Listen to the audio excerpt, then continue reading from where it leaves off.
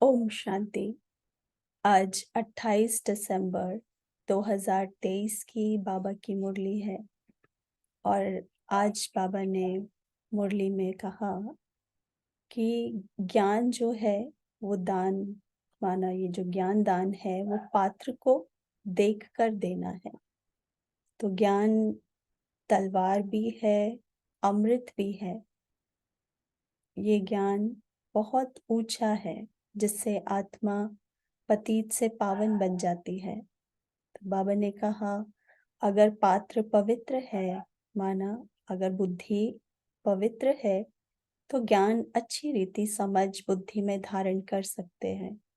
परंतु अगर बुद्धि स्वच्छ नहीं है तो ज्ञान भी समझ नहीं सकते। तो बाबा ने कहा ये ज्ञान और हम बच्चों का समय संगम का बहुत वैल्यूएबल है।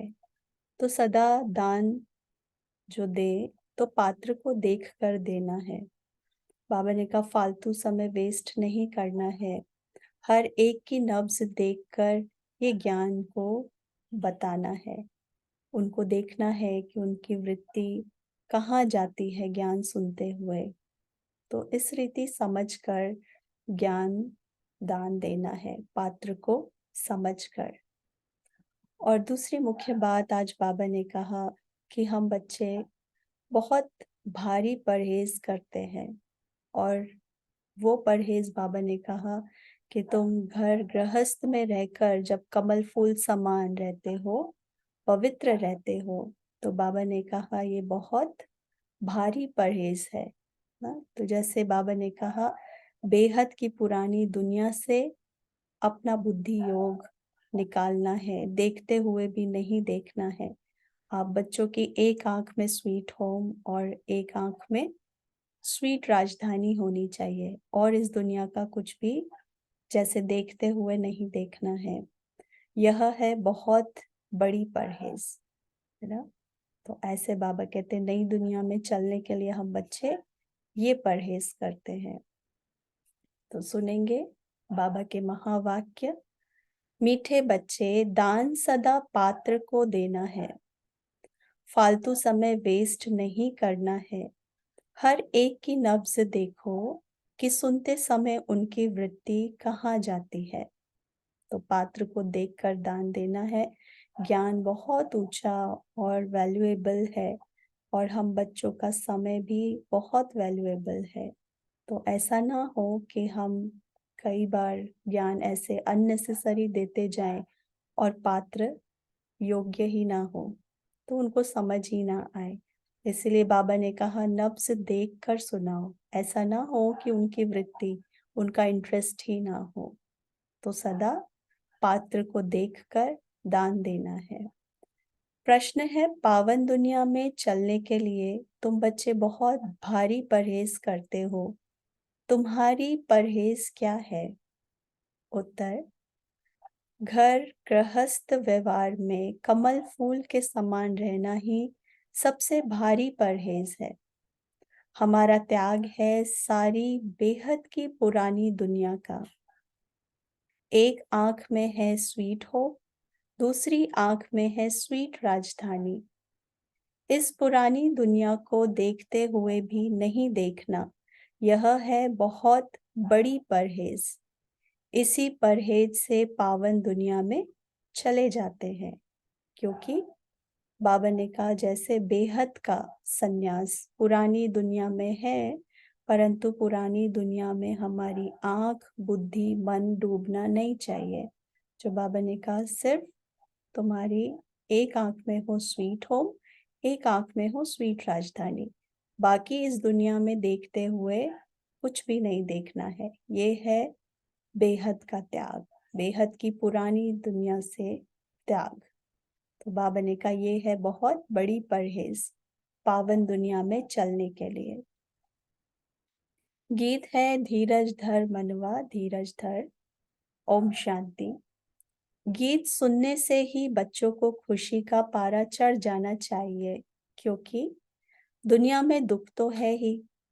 मनुष्य मात्र है ही नास्तिक, अर्थात बाप को नहीं जानते। अब तुम नास्तिक से आस्तिक बन रहे हो, है ना। आस्तिक बन रहे हैं क्योंकि भगवान को पहचान लिया। तो दुनिया में बाबा कहते हैं सारे मनुष्य मात्र क्या है, नास्तिक, क्योंकि भगवान को यथार्थ रीति नहीं जानते। तो बाबा कहते हैं अब तुम नास्तिक से आस्तिक बन रहे हो।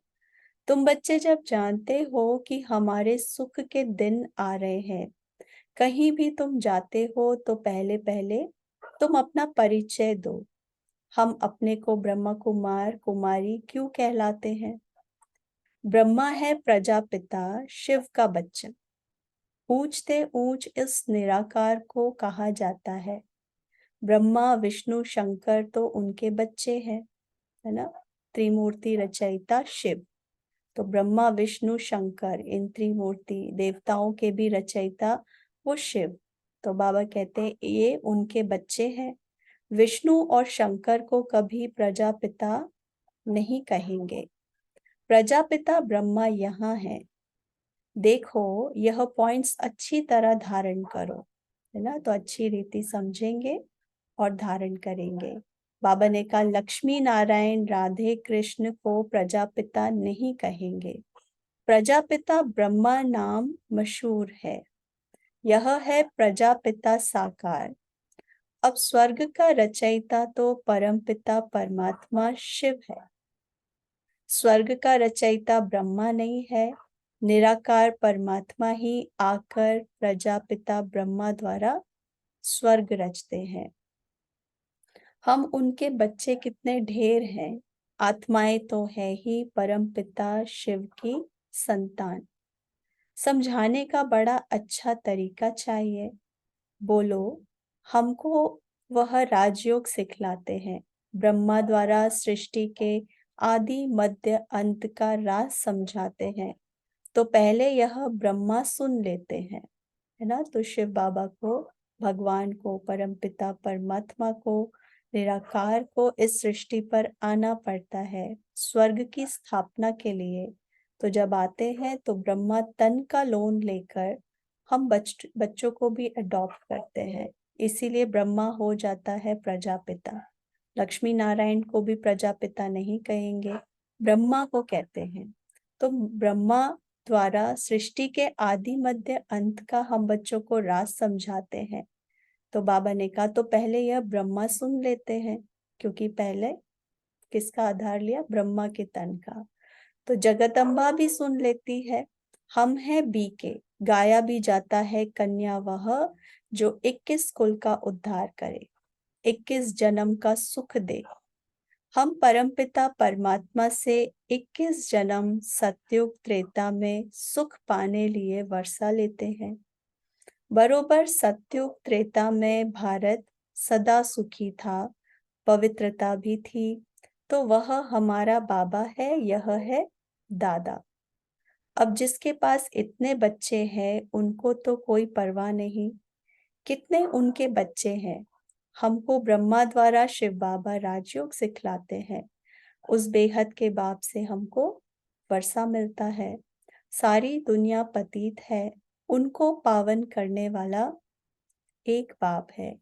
पुरानी दुनिया को बदलने वाला स्वर्ग का रचयिता वह सदगुरु है, सर्व का सदगति दाता। नई दुनिया में है ही लक्ष्मी नारायण का राज्य। भारत में जो देवी देवताओं का राज्य था, वह देवताएं ही 84 जन्म लेते हैं, फिर वर्ण भी बताने पड़े, है ना। तो कितने मुख्य 4 वर्ण बाबा बताते हैं ना, देवता, क्षत्रिय, वैश्य और शूद्र। और ब्राह्मण तो अभी बाबा कहते हैं तुम अभी बनते हो। तो ब्राह्मण वर्ण बाबा बताते हैं मुरली में कि गुप्त भी है। तो 4 मुख्य वर्ण है। तो बाबा कहते हैं वर्ण भी बताने पड़े, समय पहले से ले लेना चाहिए। बोलो इन बातों को चित्त लगाकर अच्छी रीति सुनो, बुद्धि को भटकाओ मत।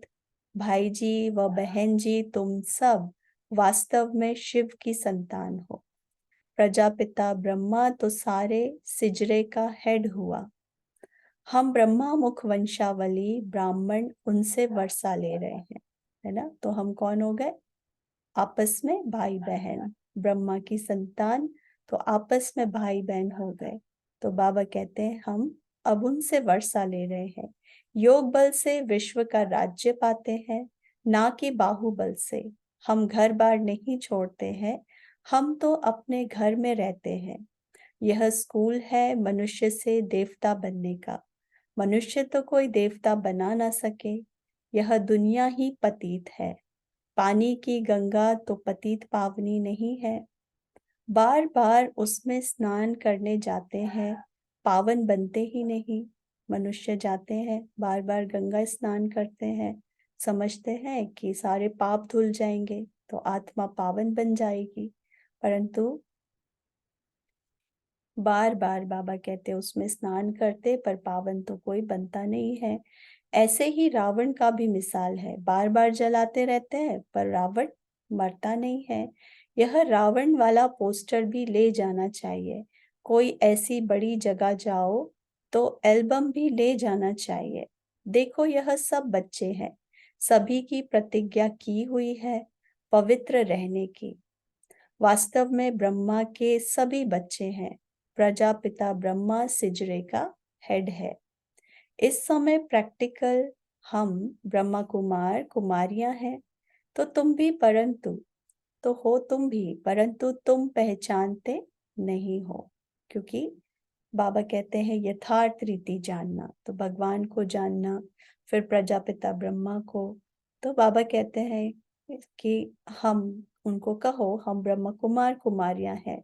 हो तो तुम भी, परंतु अभी पहचानते नहीं हो। अभी दुनिया में कोई सच्चा ब्राह्मण नहीं है, सच्चे ब्राह्मण तो हम हैं। राज्य भी हम पाते हैं। फिर यह है ब्राह्मणों का सिजरा, ब्राह्मण है चोटी। बच्चों को समझाया है श्री कृष्ण भगवान नहीं है, वह तो पूरे 84 जन्म लेते हैं, है ना, जन्म मरण में आते हैं। तो जो बाबा ने कहा वो है देवता, भगवान नहीं है। भगवान तो केवल वो एक निराकार शिव परमात्मा है जो जन्म मरण में नहीं आते। तो शिव, तो श्री कृष्ण तो 84 जन्म लेते हैं, जन्म मरण में आते हैं। 84 जन्म पूरे होते ही फिर देवता बनना है। कौन बनाए? अब श्री कृष्ण ने 84 जन्म लिए। अब अंतिम के समय, अंतिम जन्म में, जन्म मरण में आते आते नाम रूप देश काल सब परिवर्तन हो जाता है।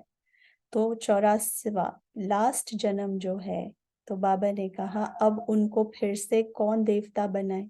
माना श्री कृष्ण फिर से देवता कैसे बने? तो कौन बनाए? तो बाप बनाते हैं। हम उनसे राजयोग सीख रहे हैं, उनकी ही महिमा है एक ओमकार। वह है निराकार निरंकारी। उनको आकर सर्विस करनी पड़ती है। पतित दुनिया पतित शरीर में आते हैं। अभी वही गीता एपिसोड रिपीट हो रहा है। महाभारी लड़ाई लगी थी, सब मच्छरों सदृश गए थे। अब वही समय है ना, वही महाभारत लड़ाई जो शास्त्रों में गाई हुई है। बाबा कहते हैं अब वही समय चल रहा है, फिर से वही समय रिपीट हो रहा है। अब वही समय है। परमपिता परमात्मा शिव भगवानुवाच है, वह है रचयिता। स्वर्ग में लक्ष्मी नारायण का राज्य था। सृष्टि को सतो प्रधान बनाना बाप का ही कर्तव्य है। हम उनको बाबा बाबा कहते हैं। वह आते जरूर हैं, शिवरात्रि भी है। इसका अर्थ भी बताना चाहिए ना, शिवरात्रि का अर्थ करके बताना चाहिए कि शिवरात्रि क्यों मनाई जाती है ना, शिव की जयंती। तो कब आते हैं, क्या करते हैं, ये सब अर्थ करके बताना चाहिए। पॉइंट नोट कर फिर धारण करनी चाहिए। पॉइंट्स बुद्धि में रहनी चाहिए। कन्याओं की बुद्धि तो अच्छी होती है ना, क्योंकि पवित्र है। तो पवित्र बुद्धि में धारणा भी अच्छी होती और बहुत शार्प माइंड जिसको कहते हैं। तो ऐसे बाबा कहते हैं आप बच्चों की बुद्धि में पॉइंट्स रहनी चाहिए समझाने के लिए। कुमारी के पैर धोते हैं, है तो कुमार और कुमारियां दोनों पवित्र, फिर कुमारी का नाम क्यों गाया जाता है? ना, कंजक भी बन खिलाते हैं। तो जैसे कि कुमारियों को पूजते हैं, उनकी पवित्रता का इतना गायन है जो आज तक पूजनीय है। तो बाबा कहते हैं ऐसे तो कुमार भी है, दोनों ही पवित्र है, फिर भी कुमारी का नाम क्यों गाया जाता है? क्योंकि तुम्हारा अभी का जो नाम है कि कन्या वह जो 21 कुल का उद्धार करे, तो वह तुम्हारा मान चला आया है ना। तो अभी जो बाबा इतने माताएं बहनें, स्पेशली कुमारियां, तो बाबा कहते हैं वो कन्याएं जो अभी बाबा के यज्ञ में इतने सहयोगी और मददगार बनते हैं, जो बाबा ने कहा तुम आत्माओं को 21 जन्मों के लिए उनका उद्धार करती हो। तो जैसे 21 कुल का उद्धार करना है ना, तो 21 जन्मों तक जैसे वो आत्मा भगवान से वो अधिकार प्राप्त कर लेती है। तो बाबा ने कहा कि वो नाम अभी का गाया हुआ है कि कन्या वह जो 21 कुल का उद्धार करे, तो वह तुम्हारा मान चला आया है। हम भारत की रूहानी सेवा करते हैं। हमारा उस्ताद मददगार परमपिता परमात्मा शिव है। उनसे हम योग बल से शक्ति लेते हैं, जिससे हम 21 जन्म एवर हेल्दी बनते हैं। यह गारंटी है। कलयुग में तो सब रोगी है, आयु भी कम है। सतयुग में इतनी बड़ी आयु वाले कहाँ से आए?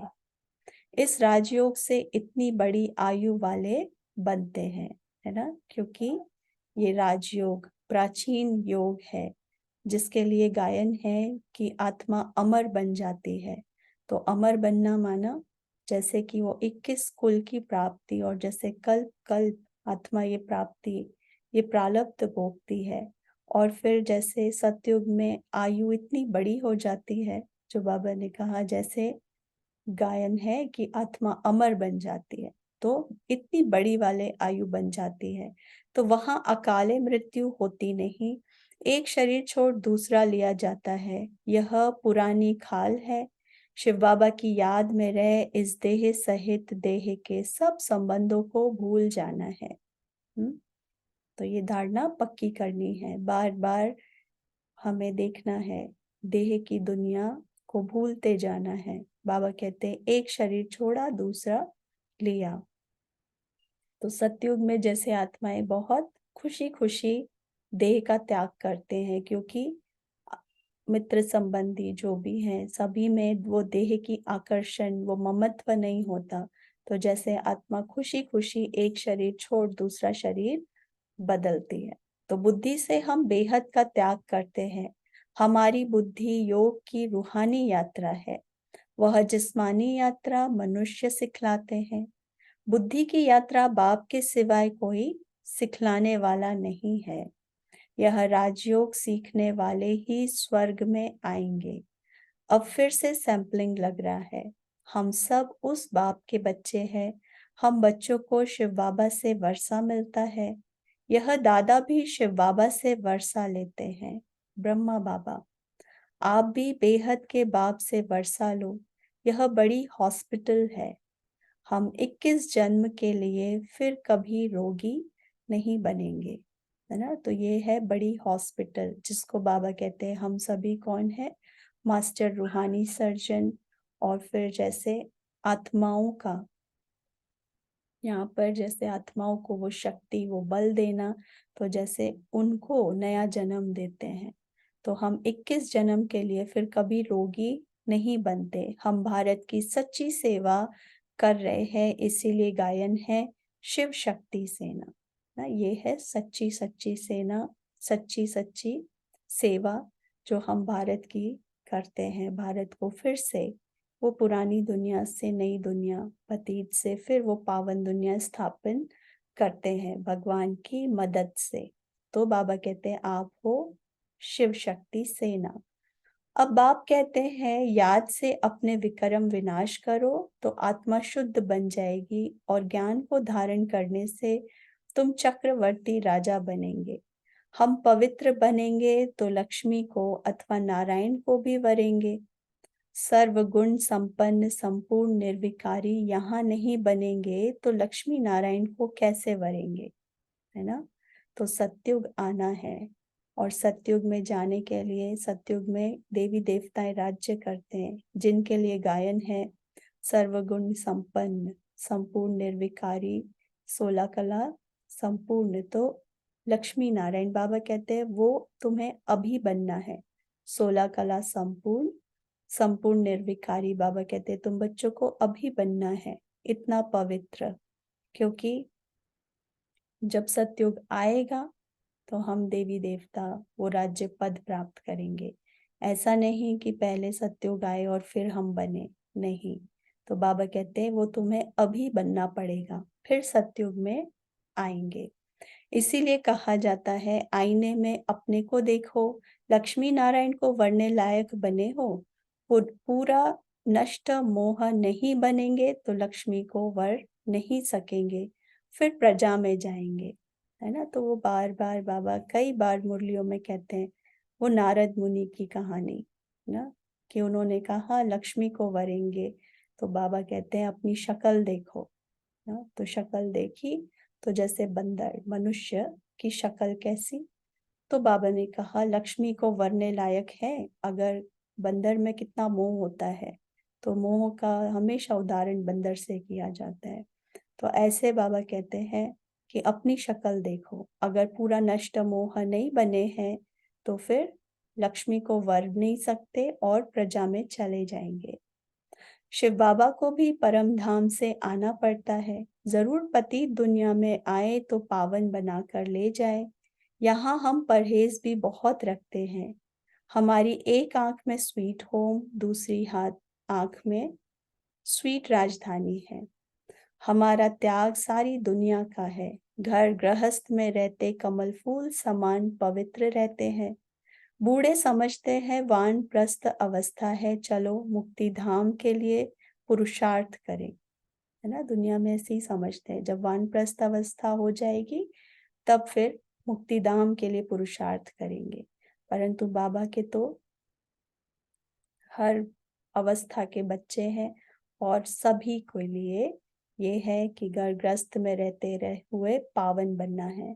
तो इस समय तो सबकी वानप्रस्थ अवस्था है, क्योंकि अभी तो सभी, सारी दुनिया का विनाश सामने खड़ा है।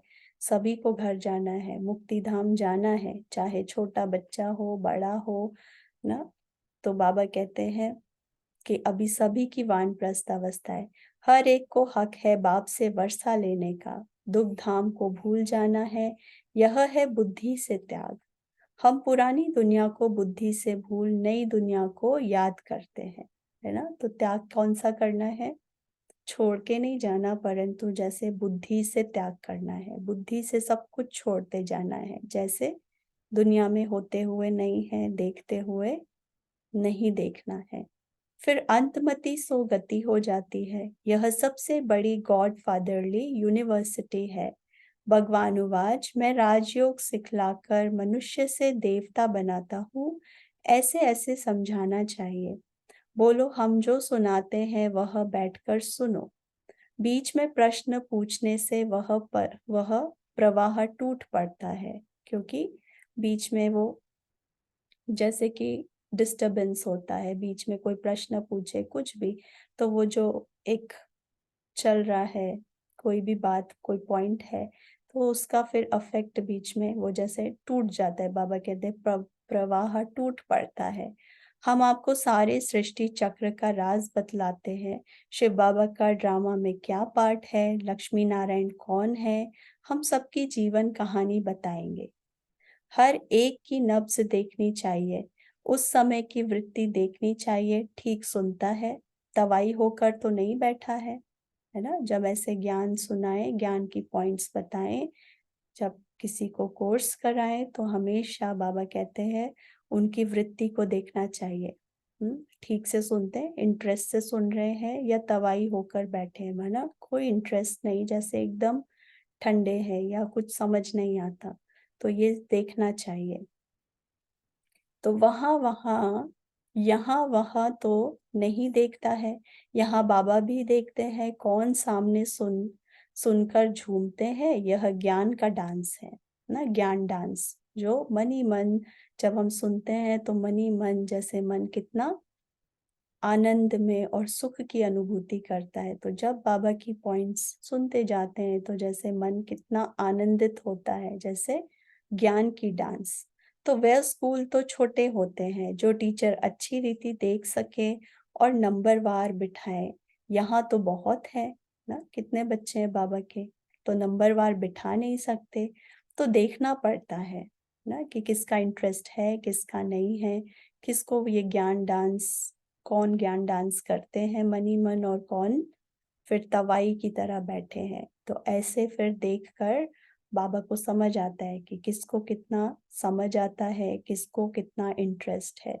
तो ये वृत्ति से समझ आता है, यहाँ वहाँ देख रहे हैं या टेंशन से सुनते हैं। तो बाबा कहते हैं तो देखना पड़ता है किसकी बुद्धि कहीं भागती तो नहीं है। मुस्कुराते हैं, खुशी का पारा चढ़ता है, ध्यान से सुनता है। दान सदा पात्र को देना चाहिए, है ना, क्योंकि जब इंटरेस्ट ही नहीं लेते हैं, माना बुद्धि में वो बातें जा नहीं रही है, तो उसमें भी कई प्रकार की बात होती है। क्यों समझ नहीं आता, उसके कई कारण हैं। तो बाबा फिर उसमें भी युक्तियां बताते हैं। परंतु जब क्लास में बैठे हैं तो बाबा कहते हैं ऐसे देखना चाहिए। टीचर जब बैठते हैं तो पता चलता है। तो दान सदा पात्र को देना चाहिए, फालतू समय वेस्ट नहीं करना चाहिए। नब्ज देखने की भी समझानी चाहिए, है ना, ये नब्ज देखने की भी हमें समझ होनी चाहिए। ये समझना कि सही रीति समझ रहे हैं, क्योंकि बाबा ने कहा ऐसे नहीं तो ज्ञान समझाते जा रहे हैं, सामने वाले को ना समझ आ रहा है ना ही इंटरेस्ट है। तो जैसे बाबा ने कहा टाइम वेस्ट करना हो गया, है ना। और हम बच्चों का बहुत वैल्यूएबल है ये समय। तो जितना शायद किसी आत्मा को हम, कोई और आत्मा जिसको बहुत इंटरेस्ट हो या एक सेकंड भी उसको दृष्टि दे और समझ आ जाए, कई प्रकार की बातें हैं। इसीलिए बाबा कहते हैं कि ऐसे समय वेस्ट नहीं करना है, नब्ज देखकर उनको समझानी देनी चाहिए। मनुष्य तो डरते हैं, खास सिंधी लोग समझते हैं कि कहीं बीके जादू ना लगा दे, इसीलिए सामने देखते भी नहीं है ना। तो ये तो पहले बहुत समझते थे कि जैसे दृष्टि से जादू कर देते हैं, अभी तो इतना नहीं, फिर भी ऐसे सामने देखने से भी डरते थे। तो शिव बाबा समझाते हैं तुम ब्राह्मण ही त्रिकालदर्शी बनते हो, फिर वर्णों का राज भी समझने का है। हम सो का अर्थ भी समझाना है, हम आत्मा सो परमात्मा कहना रॉन्ग है ना। हम आत्मा सो परमात्मा नहीं है। बाबा ने कहा ये वर्णों का राज समझाओ। हम सो देवता, सो क्षत्रिय, सो वैश्य, सो शूद्र, ये चार वर्णों में आते हैं। फिर हम सो ब्राह्मण, फिर सो देवता बनते हैं। पर हम सो आत्मा सो परमात्मा, बाबा कहते हैं ये रॉन्ग है। फिर वर्णों की समझानी दो। कोई फिर ब्रह्म को भी मानने वाले हैं ना, तत्व को मानने वाले कहते हैं अहम ब्रह्मास्मि। माया तो पांच विकार है, हम ब्रह्म को मानते हैं। अब ब्रह्म तो महतत्व है जो हमारा निवास स्थान है। आत्मा का रहने का स्थान ब्रह्म तत्व है। तो वो ब्रह्म तत्व को मानने वाले सन्यासी ऐसे कहते हैं अहम ब्रह्मास्मि। तो जैसे हिंदुस्तान में रहने वाले अपना धर्म हिंदू कह देते, वैसे वह भी ब्रह्म तत्व को कह देते कि हम ब्रह्म है। बाप की महिमा अलग है ना। शिव बाबा परम धाम का रहने वाला ना, तो वो निराकार, उसकी महिमा अलग है। अब ब्रह्म तो तत्व हो गया, अगर ब्रह्म में लीन भी हो क्या, क्योंकि वो समझते हैं कि ब्रह्म तत्व से योग लगाते हैं। तो कई बार बाबा मुरली में कहते हैं कि उससे तो कोई फायदा नहीं ना, उससे तो विक्रम भी विनाश नहीं होते, क्योंकि वो तत्व है। तो बाबा कहते बाप की महिमा अलग है ना, तो जानते ही नहीं भगवान को, जानते ही नहीं, इसीलिए कह देते हम सो परमात्मा। तो वो रॉन्ग है। तो सर्वगुण संपन्न 16 कला संपूर्ण यह महिमा देवताओं की है। आत्मा जब शरीर के साथ है तब उसकी महिमा है। आत्मा ही पतित अथवा पावन बनती है, आत्मा को निर्लेप नहीं कह सकते ना। फिर सन्यासियों में और मनुष्य आत्माओं में एक ये भी भ्रांति है कहते हैं कि आत्मा तो निर्लेप है, आत्मा में कोई लेप छेप नहीं होता ना, तो ये भी रॉन्ग, ये कहना भी रॉन्ग है। आत्मा ही पतित बनती, आत्मा ही पावन बनती है। इतनी छोटी सी आत्मा में 84 जन्मों का पाठ है, उसको फिर निर्लेप कैसे कहेंगे ना? इतने जन्मों का पाठ है तो इतना निर्लेप कैसे हो सकती है? तो अभी बाबा पीस स्थापन करते हैं, तो तुम बच्चे बाबा को क्या प्राइज देते हो? क्या प्राइज देते हैं? तो वह तुमको 21 जन्म स्वर्ग की राजधानी की प्राइज देते हैं, तुम बाबा को क्या देते हो? बाबा प्रश्न पूछते हैं, क्या प्राइज देते हैं हम हम बाबा को, हम बच्चे? बाबा कहते हैं जो जितनी प्राइज बाप को देते हैं उतनी फिर बाप से लेते भी हैं। पहले पहले इसने प्राइज दिया, किसने? ब्रह्मा बाबा ने। तो शिव बाबा तो दाता है, राजे लोग कभी हाथ में ऐसे लेते नहीं हैं कुछ भी। राजाओं की रॉयल्टी है ना, राजघरानों की, राजाओं की रॉयल्टी होती है, वो कभी हाथ में किसी से कोई देते तो लेते नहीं है। तो उनको अन्नदाता कहा जाता है, राजाओं को। तो मनुष्य को दाता नहीं कह सकते। भल तुम सन्यासियों आदि को देते हो, परंतु रिटर्न फल तो फिर भी शिव बाबा दाता देता है।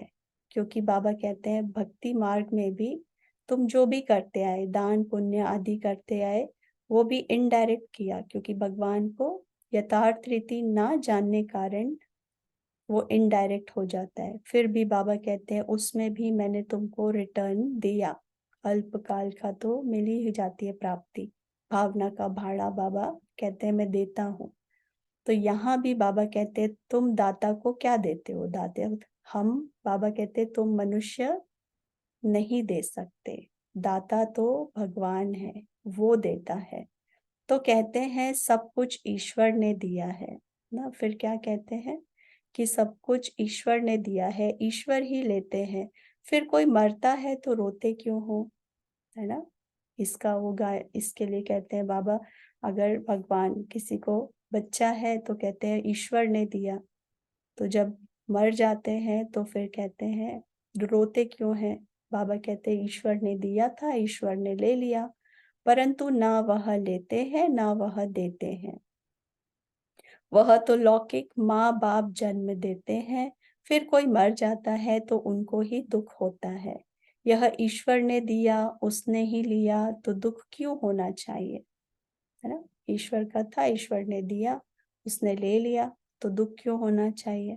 परंतु बाबा कहते हैं मैं कोई देता नहीं हूँ, ये तो लौकिक माता पिता जन्म देते हैं, फिर बच्चा मरता है तो दुख होता है, फिर उसमें ईश्वर को कोई ना कोई तो चाहिए ना ब्लेम के लिए, तो ऐसा मनुष्य आत्मा करते हैं। तो बाबा कहते हैं मैं तो सुख दुख से न्यारा हूँ, तो इस दादा ने अपना सब कुछ दिया है, इसीलिए फुल प्राइज भी ले रहे हैं, है ना? जो बाबा ने कल कहा कि तुम भगवान के मददगार बनते हो तो भगवान तुम्हें प्राइज देते हैं ना। वो सतयुगी दुनिया, पीस और प्रोस्पेरिटी की राजधानी। तो बाबा कहते हैं सबसे पहले कौन देता? ये दादा ब्रह्मा बाबा तन मन धन जन संबंध संपर्क से पूरा सरेंडर हो जाते हैं। तो बाबा भी इनको फिर फुल प्राइस देते हैं। कन्याओं के पास तो कुछ है नहीं, यदि उनको माँ बाप देते हैं तो फिर शिव बाबा को दे सकती है। जैसे मम्मा भी गरीब थी, फिर देखो कितनी तीखी गई है, तन मन धन से सेवा कर रही है ना? तो कन्याएं, उनके पास तो कुछ होता नहीं, है ना? तो जैसे बाबा कहते फिर भी अगर उनको माता पिता देते हैं तो बाबा को सरेंडर जब हम करते हैं तो बाबा के नाम तन मन धन से सरेंडर हो जाते हैं। तो ऐसे बाबा ने मम्मा का एग्जाम्पल दिया, कितना तीखी गई, कुछ नहीं था परंतु सेवा तन मन धन से इतनी की जो इतनी तीखी चली गई। नंबर 1, तुम जानते हो हम सुख धाम जाते हैं वाया शांति धाम। जब तक हम बाप के पास नहीं जाएंगे तो ससुर घर कैसे आएंगे? पियर घर में तो बैठे हैं, अभी कहाँ है? संगम पर, ये है पियर घर। फिर जाएंगे शांति धाम, शांति धाम से फिर सुख धाम जाएंगे, माना सुख धाम वाया शांति धाम, तो ससुर घर आएंगे। तो पहले बाप के पास जाएंगे, फिर ससुर घर आएंगे। यह है शोक वाटिका, सतयुग है अशोक वाटिका ना। तो यहाँ कितना दुख है इस दुनिया में, तो ये है शोक वाटिका। बाबा कहते हैं सतयुग है अशोक वाटिका, तो उसमें पहले तो जाना पड़े बाप के घर, है ना। फिर उसके बाद जाएंगे ससुर घर, माना सतयुग में। अच्छा, मीठे मीठे सिके लदे बच्चों प्रति माता पिता बाप दादा का याद प्यार और गुड मॉर्निंग। रूहानी बाप की रूहानी बच्चों को नमस्ते। हम रूहानी बच्चों की रूहानी माता पिता बाप दादा को याद प्यार और गुड मॉर्निंग। नमस्ते बाबा, शुक्रिया।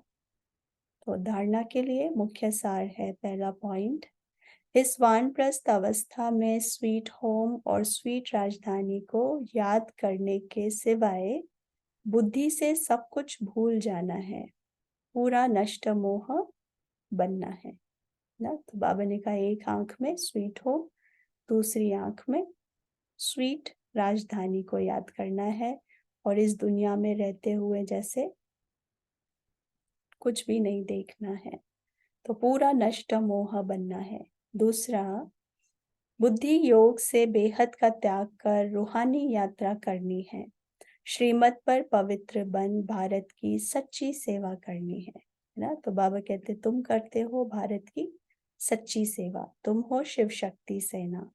तो कैसे करते हैं?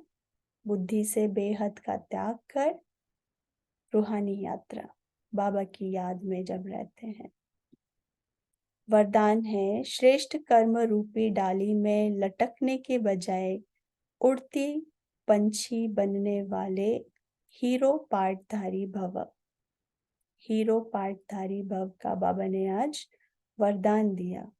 तो बाबा ने उसकी डिटेल बताई।